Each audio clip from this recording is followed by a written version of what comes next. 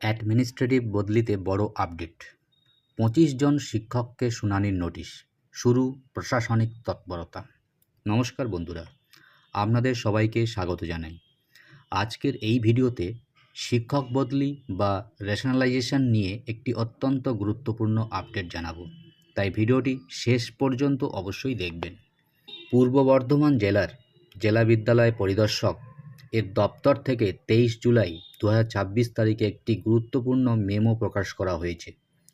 এই নির্দেশে জানানো হয়েছে যে রেশনালাইজেশন নীতির আওতায় অ্যাডমিনিস্ট্রেটিভ ট্রান্সফার সংক্রান্ত একটি শুনানি অনুষ্ঠিত হবে।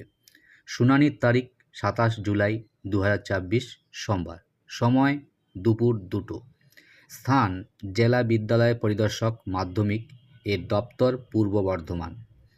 এই নোটিশ অনুযায়ী 10টি বিদ্যালয়ের মোট ২৫ জন শিক্ষককে শুনানিতে উপস্থিত থাকার জন্য ডাকা হয়েছে। সংশ্লিষ্ট বিদ্যালয়ের প্রধান শিক্ষক বা প্রধান শিক্ষিকাদেরও নির্দেশ দেওয়া হয়েছে যাতে তারা দ্রুত এই নোটিশ সংশ্লিষ্ট শিক্ষকদের হাতে পৌঁছে দেন এবং নির্ধারিত দিনে তাদের উপস্থিতি নিশ্চিত করেন। এই নির্দেশ থেকে স্পষ্ট যে রেশনালাইজেশন প্রক্রিয়ায় প্রশাসনিক বদলির কাজ আরও সক্রিয়ভাবে এগোচ্ছে। তবে মনে রাখবেন, এটি এখনও চূড়ান্ত বদলির আদেশ নয়। আপাতত এটি একটি শুনানির নোটিশ। শুনানির পর প্রশাসন পরবর্তী সিদ্ধান্ত গ্রহণ করবে। তাই যারা রেশনালাইজেশন বা শিক্ষক বদলি নিয়ে অপেক্ষা করছেন, তাদের জন্য এটি একটি গুরুত্বপূর্ণ আপডেট। আগামী দিনে এই বিষয়ে নতুন কোনো নির্দেশ বা চূড়ান্ত তালিকা প্রকাশ হলে সেটিও আপনাদের সাথে শেয়ার করব এবং তুলে ধরার চেষ্টা করব।